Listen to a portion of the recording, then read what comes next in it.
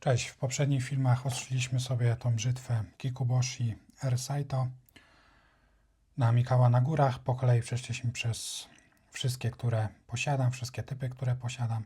Teraz wykończymy już sobie ją, żeby postawić kropkę nad i. Brzytwa już jest goląca, można się nią ogolić, będzie to przyjemne, ale chcemy uzyskać jeszcze lepszą ostrość, jeszcze nie tracić delikatności, którą uzyskaliśmy właśnie ostrząc na kamieniu naturalnym, na Mikawashiro na górach. Więc teraz użyjemy sobie, tak jak w przypadku komy, kamienia bazowego, którym jest Tanaka Ozuku Asagi, oraz kamienia do wytwarzania zawiesiny, który też jest z kopalni z Ozuku i ma podobną twardość do kamienia bazowego, więc cząsteczki, które wytworzymy pocierając sobie oba kamienie, powinny być raz, że podobne, bo z tej samej dziury w ziemi zostały wydobyte oba kamyki, a dwa, że twardość podobna obu kamieni pozwala na to, że będzie mniej więcej się rozkładać porówno, albo będzie zarówno jednych cząstek, jak i drugich bardzo dużo w tej zawiesinie. Nie będzie to tak jak w przypadku Mikawashiro na górze, że z kamienia bazowego jest bardzo niewielki procent. Tam wydaje mi się, że może to być tylko do kilku procent wytworzanej zawiesiny, tylko tutaj może być to nawet 50/50.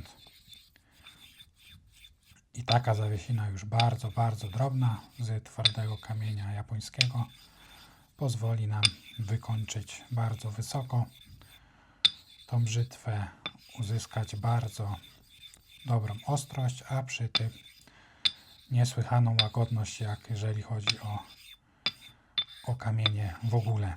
Bo nawet jeżeli chodzi o kamienie naturalne, to one są zdecydowanie, każdy kamień naturalny będzie zdecydowanie bardziej delikatny dla skóry niż kamień syntetyczny, a dżinaty jeszcze w tej materii wychodzą przed szereg i pozwalają jeszcze większe szczyty zdobywać, jeżeli chodzi o tą delikatność w goleniu, przy jednocześnie bardzo wysokiej ostrości. Tak, zawiesinę mamy gotową, więc pozostaje nam poszurać standardowo,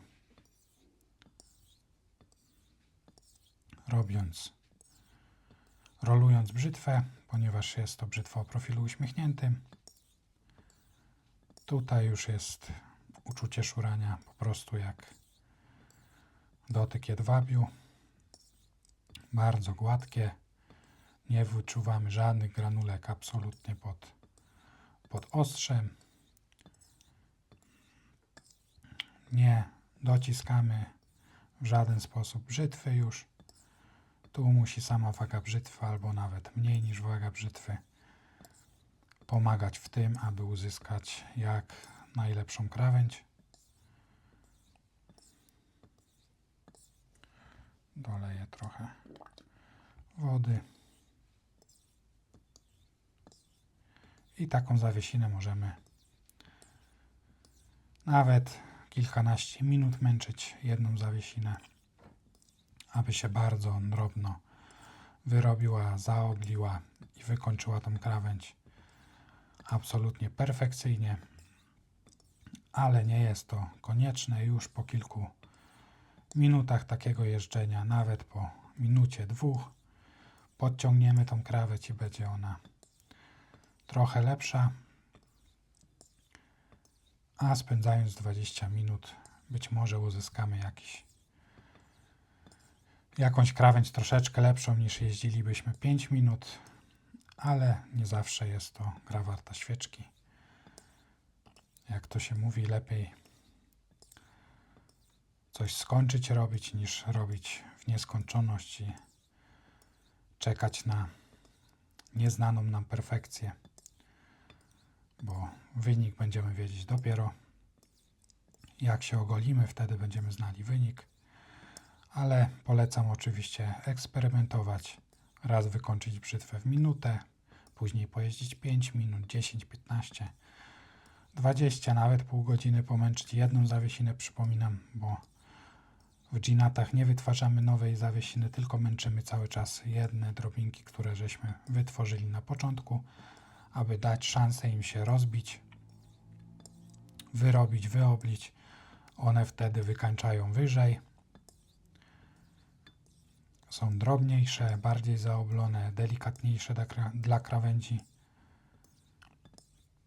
W taki sposób właśnie kamienie japońskie działają, w przeciwieństwie do na przykład łupków czy kotikul, które, aby uzyskać lepsze efekty, rozwadnia się zawiesinę, żeby drobinek było jak najmniej w zawiesinie, a jak najwięcej pracowały te drobinki z kamienia. Tutaj oczywiście także polecam eksperymentować. Można na koniec zawiesiny, pracy z zawiesiną dodać odrobinę mydła, żeby ten płyn, który jest w zawiesinie, zgęstniał i trochę zwolniły nam te cząsteczki ostrzące, które obijają się o krawędź tnącą. To także spowoduje, że te polerowanie będzie delikatniejsze. Można oczywiście wyczyścić kamień z zawiesiny, ostrzyć na samym kamieniu bazowym, na kamieniu japońskim na wodzie. Wtedy też uzyskamy dobre efekty, jeżeli jest dobry kamień do tego. Można próbować właśnie z wodą, z mydłem, z gliceryną. Polecam eksperymentować, znaleźć swoją drogę i wykańczać brzytwę tak, jak nam pasuje, tak, jak nam to sprawia przyjemność. I przede wszystkim tak, aby się dobrze po takim ostrzeniu ogolić, bez żadnych strat, bez zacięć, bez podrażnień i aby brzytwa służyła jak najdłużej i była w dobrym stanie, gotowa zawsze, żeby posłużyć do ściągania zarostu z twarzy.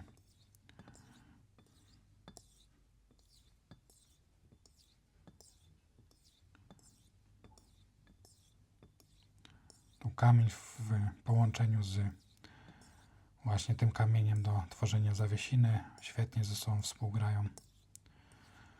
Zresztą ten kamień bazowy, jako że jest bardzo twardy, to świetnie współgra z wieloma innymi kamieniami do wytwarzania zawiesiny. Dodatkowo to nie jest szklak, czyli to nie jest taki kamień, jak pokazywałem przy pierwszych filmach z Mikała Nagurami, gdzie używałem ginata karasu bardzo, bardzo twardego, twardszego zdecydowanie niż ten kamień, po prostu wybitego poza skalę twardości, twardy jak szkło.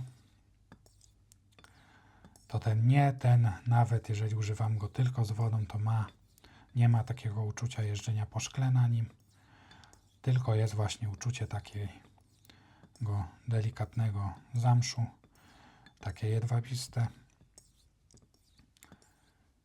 co charakteryzuje właśnie bardzo dobre kamienie japońskie, bo takie znów za twarde kamienie, to one tracą swoje właściwości ostrzące bardzo często. Jak kamień jest za twardy, to też nie jest dobrze.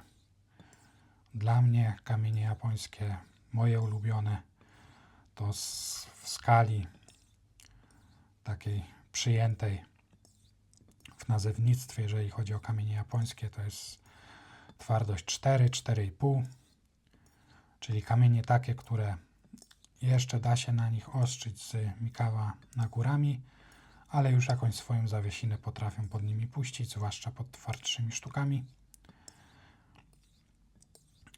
Ale też same z siebie świetnie ostrzą, jeżeli oczywiście dorwiemy taki kamień, który nie jest super twardy, ale jednocześnie ma bardzo drobne drobinki ostrzące, bo tutaj też różnie bywa. Możemy dostać kamień bardzo twardy, który ma drobne te drobinki ostrzące. Możemy dostać kamień bardzo twardy, który jednak nie wykańcza brzytwy dobrze, tylko jest takim kamieniem, powiedzmy, w środku gradacji, który wykańcza podobnie jak, nie wiem, botan, albo nawet niżej.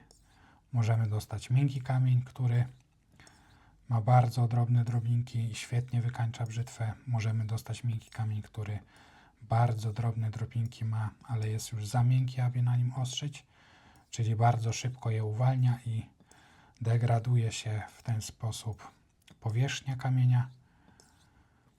Każdy kamień jest inny, do każdego trzeba jakoś inaczej podejść, opanować go. Kamienie naturalne wymagają chwili czasu, aby z nimi spędzić, zaprzyjaźnić się, sprawdzić jak działają, dobrać technikę ostrzenia, technikę pracy z nimi, być może dobrać medium nawilżające, także właśnie po to, żeby wycisnąć z każdego kamienia jak najwięcej i dobrze naostrzyć w naszym przypadku brzytwę. A ja tutaj już zakończę to ostrzenie. Zdecydowanie wystarczająco tutaj pojeździłem. Więc na tym będziemy kończyć już serię wykańczania tej oto brzytwy Kikuboshi R-Saito. Brzytwa na pewno będzie dawać świetne golenia. A ja Wam dziękuję za oglądanie całej serii i pozdrawiam serdecznie. Cześć.